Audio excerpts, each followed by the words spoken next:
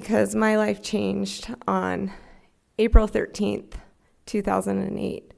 I fully surrendered my life and my will to God. And I'd never done that before. I thought I did. And I always had a plan. I'm kind of a planner. That's how I rolled. I like efficiency. I like to get a lot done in my day. And if you fail to plan, you plan to fail. Life doesn't happen. That's how I thought. That's how I believed life should go. And I'm grateful I was able to find these rooms. That was 17 and a half years ago that I walked into a family support group. It was actually through an addiction recovery program. And I didn't like what I saw, and I didn't like what I heard. It wasn't for me. It's not what I signed up for, and I didn't want a part of it. It didn't seem fun. I wasn't interested in this. It wasn't my problem. And I was being affected by someone else's choice, right? And that's one thing I don't like. When someone else's choice is going to affect me, I want to get away from that as quick as I can. And I love the format that I hear on these Saturday night meetings where people share kind of what it was like, what happened, and what it's like for them today. So I'm just going to kind of follow that same protocol with my story. And to do that, I have to give you a little context of how I was raised. It was awesome. I cannot go back to my childhood and think of anything that wasn't absolutely just awesome. I don't know if that was the chicken or the egg, just how I was born into the world, but it was fun. I am an only girl, and so right off the bat, I could do no wrong in my dad's eye. And he let me know that from the day I was born. He always said, "You know, you're the rose among the thorns." I was like, what does that mean? Well, I have 3 brothers, and so he always said they were the knuckleheads and I was perfect. And that's the language I was raised with in my home. And yeah, why not believe that and accept it? It was no problem. And so it was fantastic. I wouldn't change a thing. That definitely defined part of who I was. I had confidence. I never felt like I was less than anything.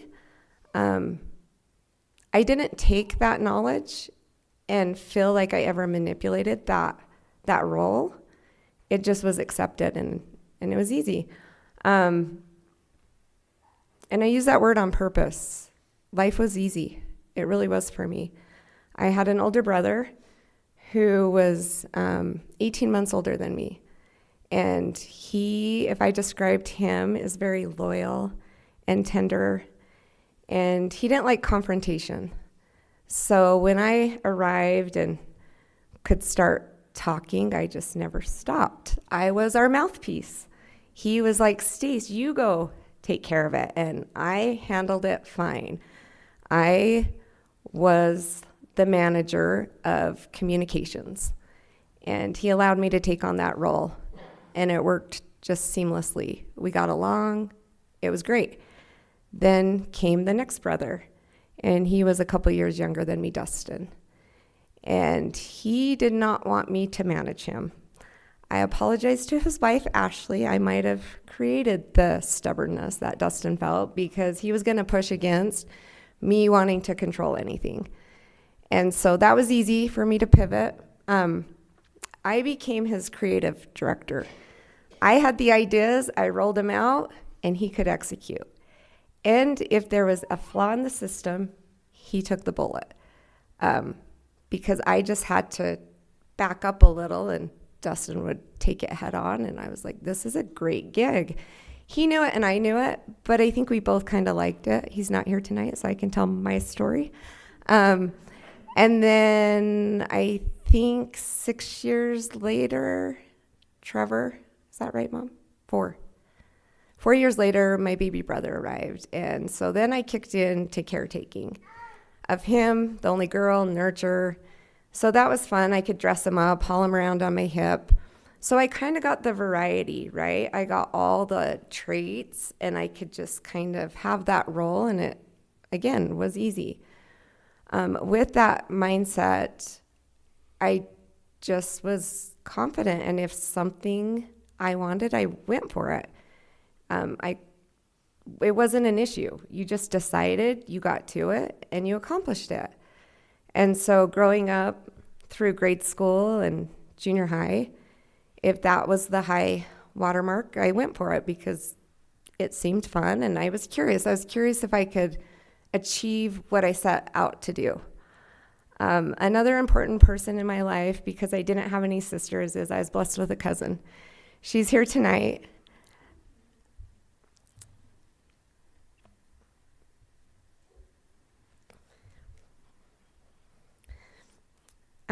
And her name is Kim, Cousin Kim. A lot of you guys have heard of her. She was my ride or die. And God gave her to me as a cousin, so we wouldn't have to compete. It could just be fun. We got each other in as many doses as we needed. And I actually have a text from her today, and this will just sum up our relationship and role. She's been there through it all, from the very beginning of who and what I was to today. Like Corey said, I couldn't really fulfill my normal Saturday hobbies because I was just wrecked in the head. That's one thing about I learned about untreated alcoholism is they have a drinking problem, and it created a thinking problem for me. And so I felt like I was dipping back a little bit today into some of that like flawed thinking and belief system. It's crazy how quick it can come back. And it kind of showed me where, I have some work to do with my steps still. But I was thinking like, oh, it's nice today. If this is a typical Saturday, I would want to try and go water skiing. Why not? And so I thought, well, I better plan for next week. And checked the weather, looked good, threw a text to Kim. Want to water ski Tuesday afternoon? Oh, burr, the water's 50. I need to figure out a wetsuit or a dry suit, but sure, I'm in. I said, I know. I think we could do it. I think we need a ski. I have wetsuits. We could figure this out. And here's her response, and this is how we lived. It's going to be really, really hard, but we can do it if we decide. And that's truly how I lived all the way up until college. Ask anyone that knew us. We were just the ones that were in charge of ourselves. We did what we wanted, and it worked out, and we worked hard for it, and we made it happen. And so that's kind of how we rolled. That's how I rolled. That was my belief system. That was my window. If you want to do it, you go for it, and you make it happen. As hard as you work, that's what you get. And things, yeah, there were different things in life, small hiccups and upsets, but nothing that I would say in any way derailed me. And then with that same person, we just had so much fun in college. Our first year was awesome. Second year, started hanging out with Corey. Of course, met him on a river in Idaho randomly, trying to learn how to kayak. Ended up going up there with some different people, came home with him. I really was like very freestyle, just if it was fun, I was in, and it was really fun. So we ended up dating, getting married. That was fun, bringing him home. I didn't speak of my mom. She plays a huge role, obviously, in my life. Always been my side, my biggest cheerleader. You could talk my mom into anything. Like out of principle, she would be like, no. And then next thing you knew, she was leading us in whatever thing we were doing. And so when I introduced Corey to the family, his hair, believe it or not, was long, thick, curly ponytail, and he lived in a tent down by the river. No joke. No joke. I thought it was the greatest thing. Like, he's going to be fun, and this is just going to feed into, like, get stuff done, have fun. I can be in charge. He's easygoing. And, brought him home. And my mom, of course, was, oh, this is great. He's fun. And my dad, what are you doing? I don't like his hair. He lives in a tent. But, my dad pulled me aside when he knew this was serious, and he just said, I don't necessarily like him or trust him, but I know who you are. And for that, I can get behind this. And so that's how my parents were. They just rallied. They supported. We got married. Things were great. I heard about friends that had got married, and it was hard. And I'm like, once again, wonder what's wrong with them. It's not that hard. This is easy. You just decide and do. So a couple months into marriage, I went through some health challenges. It was probably more major than I realized at the time. But I wasn't too worried, and I had, this belief and faith in God and what I thought he was for me in my life.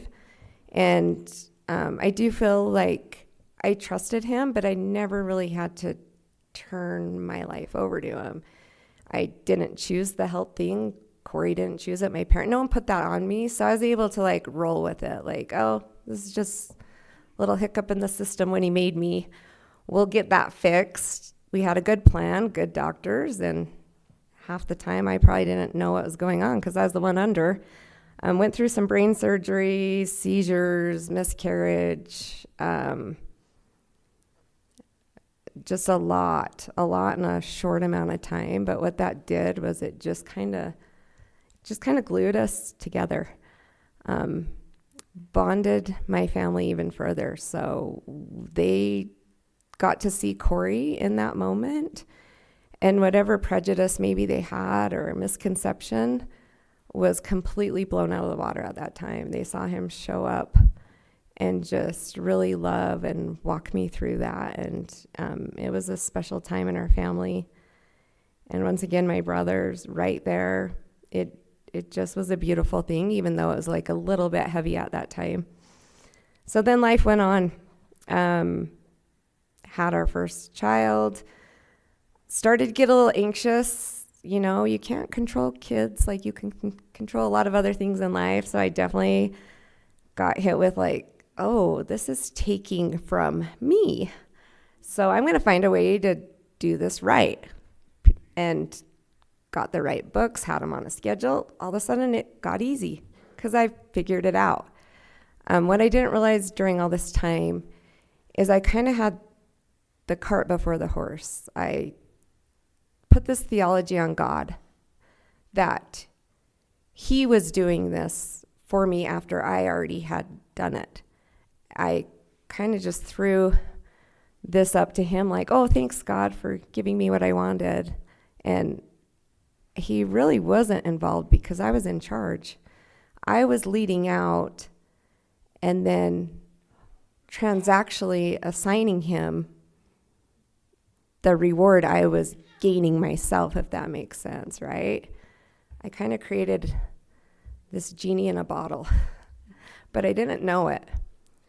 So continued on, had Crew, our second son, and then approaching that mark where, 2008 started getting closer. Things got different in our home. Corey's just started slipping away a little bit. He was getting quiet. He was getting depressed. I didn't understand depression. I didn't know what it was. And I was like, he just needs to go for a run. Eat a salad. Duh. Don't drink soda. All the things that I was doing that was this is why I'm healthy. You should just do what I do. And really, my mom had to pull me aside one day, and she's like, I think your husband's suffering depression. And I was like, no, not Corey. This is the guy that lived in a tent down by the river. He's chill. He'll be fine. And he wasn't. It got worse. I saw a grown man weep often, not get out of bed, keep the blinds shut, get uninvolved, uninterested. And it straight up at that time was depression. The financial market was crashing. We were in real estate. He carried that load. I was just, the mom. I was the task manager of the kids. I had it lined out. Our days were planned.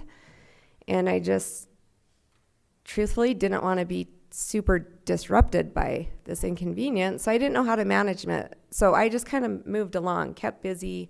He'll figure this out. And it got to the point, we took him into the doctor, and my parents had both suffered with some depression, and I understood it and realized, medication. Yeah, we just got to get him on something.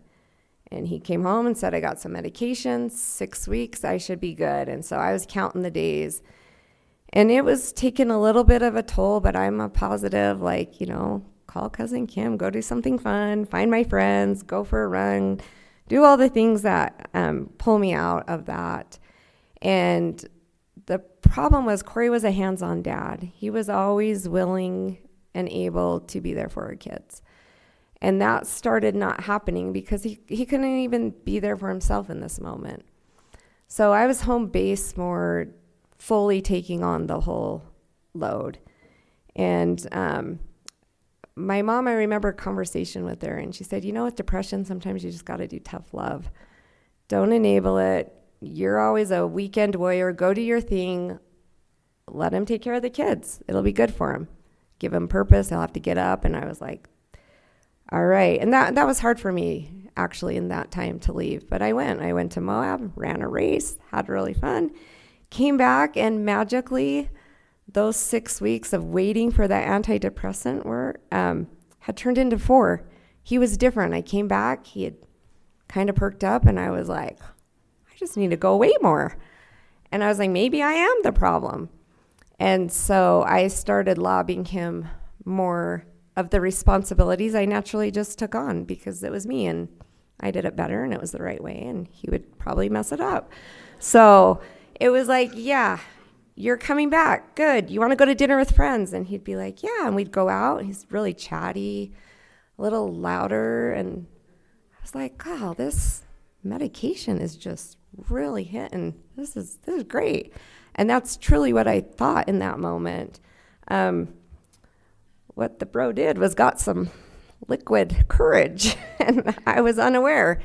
But it was fine. It checked out, right? He was using some sleep aid at that time, and things would get off, but that's what you do. You tell yourself the story you want to hear, because you got to connect those dots, right? And it doesn't make sense. So it's like, oh yeah. And I had nothing on my mind that would lead me to think otherwise. So it worked. I would be all for the alcoholic approach if it stayed within that parameter, because he was pacing my pace. And, shocker, it gets worse, right? So, again, completely unaware of this. This is in October, November, December. Things are happening, and I'm scratching my head and unsure. And so, the family's around. They're here all the time. Corey will let you know that, too. Can't get rid of us. So they're starting to say, we think he's doing good. And I'm starting to call in the detective team and, hey, it's better. And you start justifying, you start making up the story for him. He didn't even have to lie. I provided it for him. That's weird. The car has a dent. Well, I think the other day I did? No, I don't. I would have remembered if I hit things, but literally it gets so crazy that you start questioning everything. So again, kick that can down the road, say my prayers, do all the things, check the boxes, we're going to be fine. God's got me. And it got worse. And I came home January 1st, 2008, and found him passed out in our home. And it scared me. I couldn't wake him up. I didn't know what was going on. And as I looked around, there was some empty bottles, and I'm thinking, is this a joke? What is happening? And the panic and the racing starts, and I think I phoned my parents. They were out of town. They got a hold of 2 of my brothers. They came over, and it was just I was completely blindsided by what I had walked into. And it hit me pretty hard in that moment. I was just spinning out, and I felt so out of control. But they stayed with me, got him kind of tucked in bed, and then he'd come out rambling, and I wanted to have a conversation and manage this and like, what's going on? We need to figure this out. I didn't understand. He's like wasted still. Like, I didn't know. He's drunk. So they'd tuck him back in bed, and they'd help me through that night. And by morning, we were able to talk more, and I was actually pretty good. It's like people mess up. This isn't that big a deal. It's going to be fine. And I kind of felt a little bit relieved because it was like, oh, this explains it all. So glad we're there. We're at the bottom. This is fantastic. He had a solution of alcohol, and we tried it. Now we know it didn't work. We'll just be done with that. And he agreed, and I was like, well, we're both very LDS, and I was like, well, we got to call the bishop. So why are we calling the bishop? We need to go in and tell him what you've done. And he's like, okay. And I was like, wait, let me go and, make this appointment for you, right? Like a good Al-Anoner. Like, let me solve this because I am okay with this, and I can take care of this. That's all you got to do. It's going to be really, really hard, but we'll make that happen.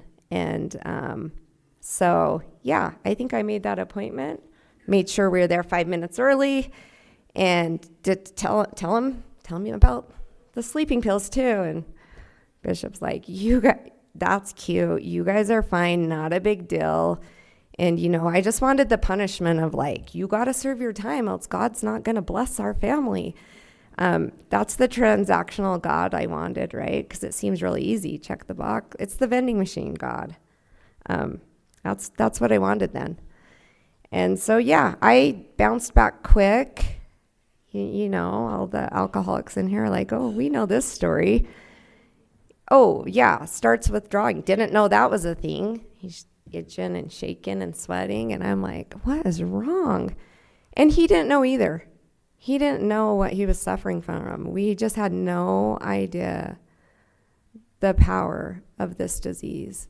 And so he white-knuckled it 2 weeks. Same thing. I find him again.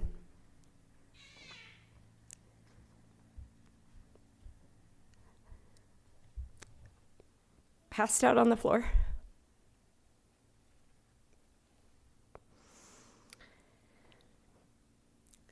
Couldn't wake him. Didn't know what he had in him. Unsure. I knew then, this is not good. This is not good. And same pattern. Call, I think, brothers. Take him away this time. I tell him, just don't come home for a few days. I need to wrap my head around this. From that point on, I got sick. I got really, really sick. I wasn't going to tell my friends what was going on. The first time it was fine, right? Because it was just like a little bump in the road, and we're not perfect anymore. Guess what? I have something too. And now all of a sudden it got real. And I took it on. I took it head on. I was probably doing it wrong, so I needed to double down. So my friends call, we running in the morning. Oh, I'm not feeling well. You guys go without me.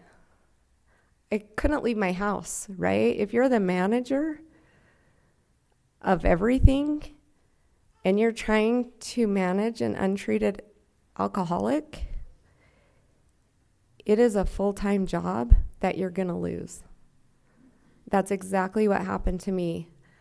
I quit leaving my home because if I left, he'd find a way to put something in it. If I went and did any sort of hobby, he could slip a drink in. And I needed to be there for him. I'm his wife. This is what you do if you love someone. You don't leave them, you stay with them. And this plan we had in place, like we talked about it. He was great. He didn't want to drink. He was like, yeah, I think we got to come up with good systems. And I was all for it. And he had come up with some, and then, I'd come up with more. We had an alarm system. We set it to keep him in, not people out. Hand me all the pills. I'll make sure I assign them to you. Yeah, that worked. Turns out if you're going to do that, at least know the color they should look. Because when you get the faux pills that look like aspirin, you're not actually administering what you think you are. Yeah, I started turning crazy.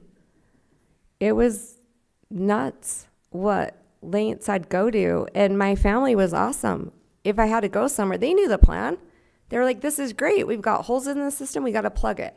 And then we'd find out there was another hole, we'd plug it. So you don't leave them alone. And he was like, yeah, have your brothers come stay with me.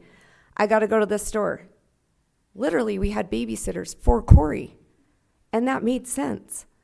And we just got to do this. We got to tell him how much we love him, write him letters, don't have him be alone, keep Stacey on watch. We used to have Sunday dinners at my parents' house. We'll have them at your house so you don't have to leave. That's a good idea. Guess what? I never left. If you know me, that's not me. I don't sit still long, and I sat still.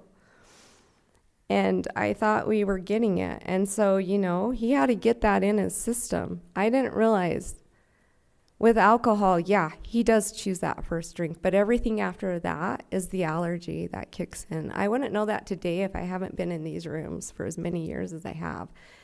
And I didn't believe in this stuff, right? I thought, early on, he's like, you should go to these meetings. And I'm like, yeah, so they can all sell me that this is a disease. I was like, no, this is a choice. Choose better. It's not hard. If it was killing me, I'd quit too. Like, that's how I viewed it. But I was like, well, I could do it for him and I could do it better. So I got to be in charge. I assigned myself that position and I continued in that. And then it got worse. And, he went to the hard liquor. He walked around with a Costco water bottle full of vodka.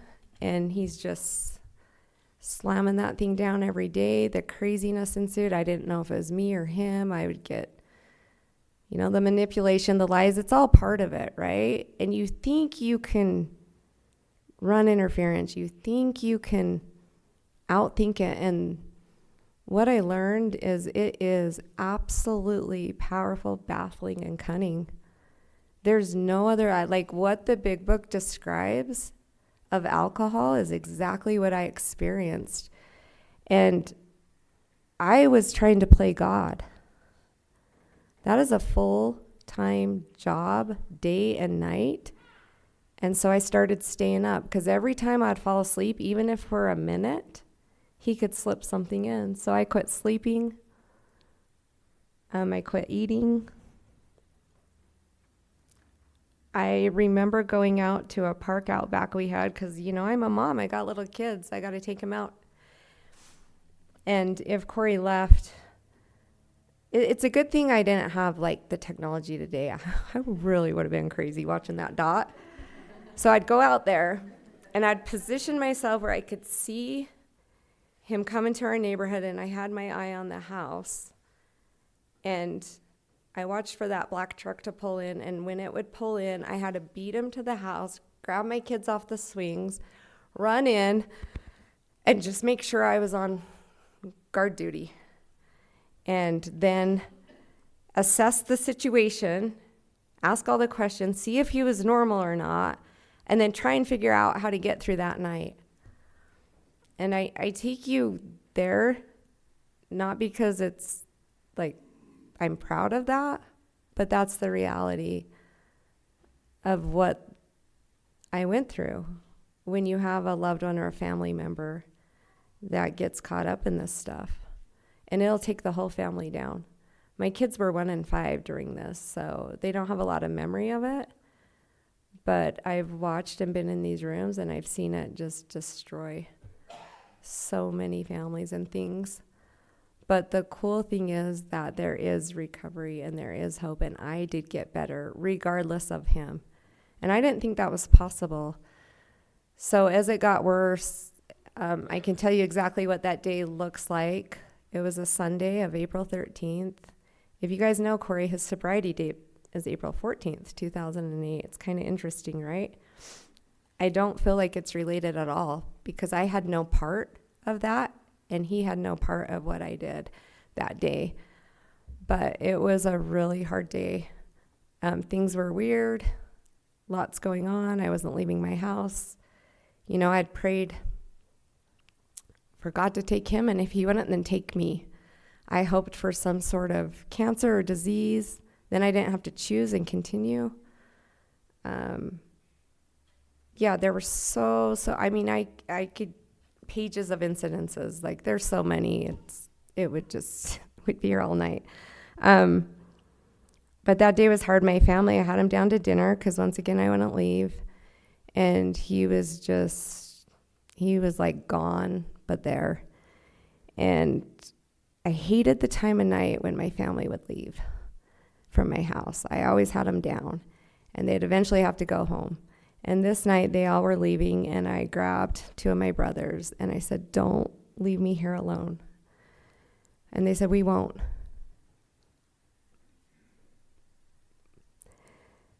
And they stayed with me, and I said, "I can't do this." And they're like, "Stace, we think he's okay." And I'm like, "No, he's not." And he was with my kids. He was being rough with them. He was unaware of what he was doing. It was the scariest, darkest feeling in that moment, and I felt so out of control. And he was out in the garage. That's where he would keep a lot of the liquor in the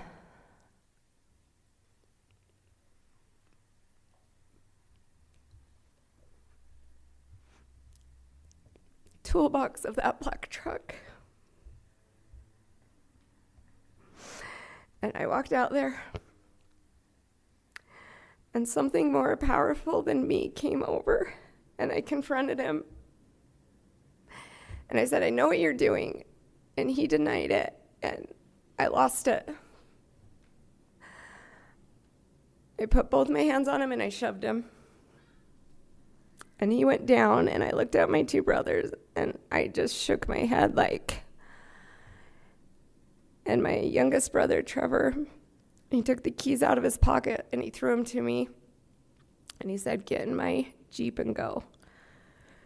And it was just like, I intuitively knew what to do in that moment. I got in his Jeep, and I drove away. My other brother, Dustin, was still there. And they went in the house, and I'll never forget that moment of surrender. I drove out of that neighborhood where it all occurred, and I could see my house in the rearview mirror as I was pulling away.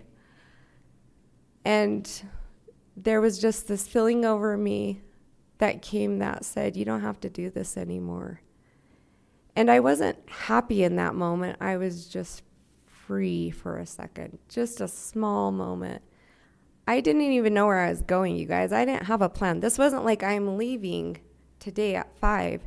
This was my God moment where I was done. I knew my life had become unmanageable. Step 1 happened in that moment. I knew I could not manage anymore. I had tried. It was killing me. I was sicker than the alcoholic in that moment. It was taking my family, my life. I couldn't even be a mom. And I drove up to my parents' house, and I walked in the house, and they were like, "What are you doing?" And I just collapsed and broke down, and my dad tucked me in his bed, and he said, You don't have to do this anymore." And I knew in that moment that it was going to be different, but I didn't know what that meant, and I didn't know what it looked like. I'd gone to 1 or 2 meetings, and again, I didn't like what they had to say. I walked into those meetings, and I heard people share, and the ones that seemed well, I went and talked to after the meeting, and my number one question was like, well, is your alcoholic sober? And they would say, yeah. And I was like, well, no wonder you're fine. I would be fine too if he quit drinking. And then the ones that didn't seem well, I asked. Turns out, well, they were sober for a little bit, but they're kind of back out again. And I was like, oh, you guys don't know. If I'm going to do it, it's going to work. You guys are wasting your time. Like, you keep coming and they're not sober. I thought it was so connected. I didn't know that I could be okay regardless if Corey was drinking. That was unheard of in my mind because I wasn't okay when he was drinking. And so I stayed up there. My mom went down, stayed with the kids for the night. The next morning, I was not involved from there on. I handed my phone to my parents. I handed my mom my wedding ring, and I was done. And I stayed in that state for a couple weeks and was able to get into a therapist that was very versed in 12-step and addiction recovery, and we started working the steps. I did not know at the time that's what I was doing. I thought when I went to Al-Anon, family support, 12-step, whatever you want to call it, that they would tell me how to fix Corey, and I was there ready. Like, okay, don't watch commercials with beer, don't go to concerts, because they'll smell alcohol. Like, I thought that's what Al-Anon was. I thought they were going to tell me all the things, remove all cough syrup from your home, make sure you count pills every night, and I was like, I can show up and tell them I've done half of it. What's the other secret? And I got there, and they said, well, we're going to work the 12 steps of Alcoholics Anonymous. I'm like, this is a cult. They're all together. They're trying to sell the family support that, like, I was like, no, I got to get away from this. And I thought it was a religion. So then, I was like, oh, I already go to church. And they're like, this isn't religion. This is a spiritual program. And so, yeah, I was crazy. And I didn't think it was for me. And so I did what they said. I kept coming back. And I got right in the middle of those meetings, and I started to see that people were happy, joyous, and free. And when I started to observe it and really look into it, it didn't matter if their loved one or family member was drinking or using or relapsed or sober or went to church. All that was gone. It was about them. It's about me being okay today with who I am and having a relationship with God. And I love that because it just takes away all the things I was trying to control and manage. And so I was able to admit that I was powerless over my alcoholic. And I didn't know I did that night when I drove away. And I knew that God would and could restore me to sanity. I was hopeful because I knew he wouldn't create a place and not have a good solution. I just thought the solution was the way I would have done things. And so, yeah, I decided in that moment to turn my life and will over to him. I let go and I let God be in charge. And it was little by little, I got out of my own way. And I started worrying about what I did. I never blamed myself. I knew, like we say in Al-Anon, I didn't cause it, cure it. And I sure as heck couldn't control it. I tried that. But I realized that I did contribute.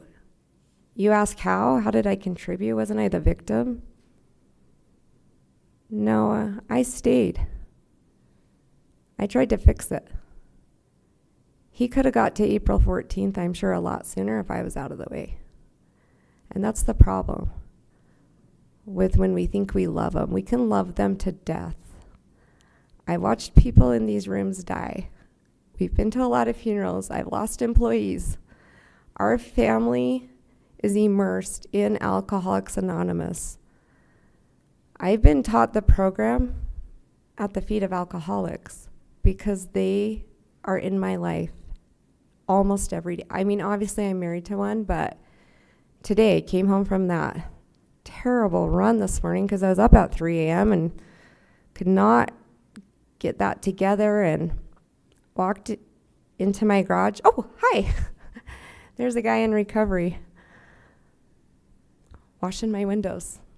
Walk around the backyard, there's another one. Went and introduced myself, didn't know him. And the hype they have for the program is contagious. It's the bright spot in my life. You talk to them within 2 seconds, they're talking about God and what he's done. And I'm like, well, you should meet my God. My God does this. And they're, oh, this is awesome. And so good. I'm so blessed. Thank you for letting me be here. I'm like, you bet. I just get to live and breathe recovery every day. And it's taught me these steps. Yeah, I had to do a 4th step. I had to write an inventory, share it with another person, see where my thinking was wrong, where I screwed up in the head. Turns out I wasn't perfect. Sorry, Dad. And I had to go through that, and I had to admit my wrongs. And I had to ask God to remove those character defects, my thinking. It's right there if I'm not careful. I can go right back to poor Stacey, and I should get what I want. And I don't have to stay there long. It happens, but I can treat it quickly. Step 1, I can't. Step 2, God can. Step 3, I'm going to let him. And it's crazy when you get out of the way how quick he comes up with a solution. And it's always better than any plan I had. He plays the long game, and I've been here for the long game, and it gets better and better, and it's not what I signed up for, and it doesn't look like what I thought it would, but it's better. And all the sayings of like, don't quit before the miracle, and it works if you work it. I was like, oh, that's cute. That's fun for you guys. I'm like, this is just a club. They all just needed each other. They don't have friends. I have friends. Like, I was arrogant. I was prideful. I thought you guys like just needed a club to be in because you couldn't ever find one. And I am part of that club, and I wouldn't change it. I mean, that's really deep down, if I'm honest, what I thought and how I felt. And now I walk into work. I work with a lot of guys in recovery, and it is just amazing to come in and learn from them. They have taught me more about who God is and how he shows up and what recovery looks like than I could ever find anywhere else. Yeah, I had to make some amends. I had to sit with Corey and let him know things that I did wrong and was not perfect at. You know, I took from my family's time. My only sister-in-law at that time, she was pregnant. We consumed a lot of her time, my brothers. I can't give that back. But I, too, had to sit and let them know that I contributed to this illness. What I've learned today as people call and I pick up the phone is just, if you're dealing with someone with alcoholism, any ism, I, self, me, if they've got the ism, get out of their way, get on with your life, get off their back. You know, I wish someone would have told me, raise the bottom. Love them, leave them. It sounds harsh, but that's what worked for me. And Corey didn't get better because I left. He got better because he hit bottom. I don't get to decide where someone's bottom is. That's none of my business. And it's a lot lower than I thought I would ever hit, but that's not my choice. But there is hope. There is recovery. And I'm still here. It's been a minute. If I would have figured it out, I promise I would have graduated. I would have been the first to be like, oh, I got this. We're going to do it and move on. There's funner things to do in life. This is a waste of my time. Hanging out here on a Saturday night is like the best thing that's happened to me. And we've raised our kids in this. They know what the steps are. Work your program. What's going on? What's your part in it? We kind of hate that saying actually in our family.